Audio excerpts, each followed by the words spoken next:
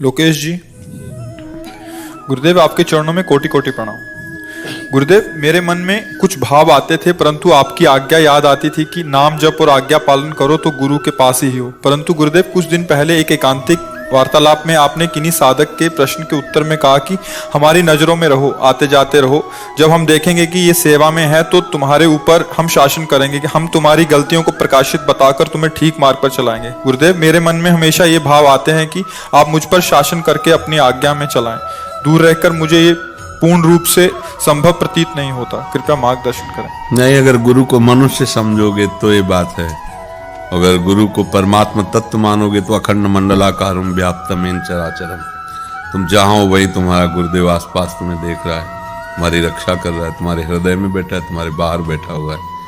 गुरु को मनुष्य समझोगे तो मनुष्य एक देशी होता है और वो फिर रक्षा नहीं कर पाएगा। एक देशी एक देश में रक्षा कर सकता है, लेकिन सर्वत्र विराजमान जो गुरु को मानता है वही सुरक्षित रहता है। तो आप जहां भी हो गुरुदेव के सामने, कोई भी गलत काम करने के पहले देखो कि गुरुदेव विराजमान, जड़ में, चैतन्य में, सब में विराज। तभी तो वास्तविक गुरुदेव का आप पूजन कर रहे हैं, गुरुदेव की आप महिमा को जान रहे। नहीं तो फिर गुरुदेव कमरे में बैठे एक देशी है तो बात नहीं बनेगी। अखंड मंडलाकारम व्याप्तमेन चराचरम तत्पदम दर्शितमेन तस्मै श्री गुरुवे नमः। और कुछ बातें बच्चा ऐसी होती है कि जो सामने वाले के अनुसार उत्तर दिया जाता है, वो सबके लिए नहीं हो सकता। अब जैसे मेडिकल स्टोर में दवाइयां आई हैं, लेकिन डॉक्टर एक ही बुखार है लेकिन अलग अलग पावर की दवाई देगा, अलग अलग। अब कह दो वो टेबलेट सूख दिया हमको भी तो नहीं है, उसके मन के अनुसार चलो, अपने नहीं।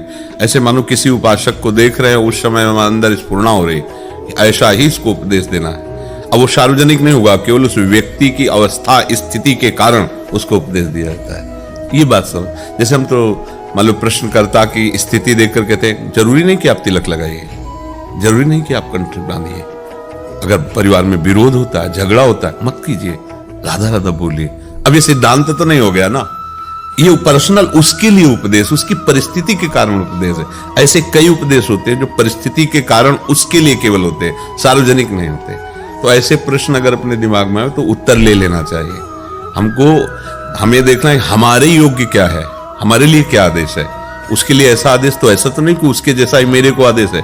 अगर वो सार्वजनिक है तो बात अलग है, अगर पर्सनल उपदेश है।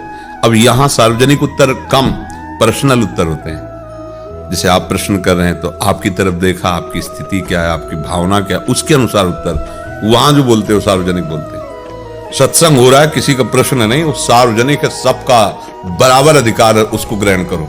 लेकिन यहां के जो प्रश्न उत्तर है उसमें विचार करना पड़ेगा कि सामने वाला व्यक्ति किस परिस्थिति में है, किस स्थिति में है, उसके अनुसार उसको उत्तर दिया जा रहा है। समझ रहे ना।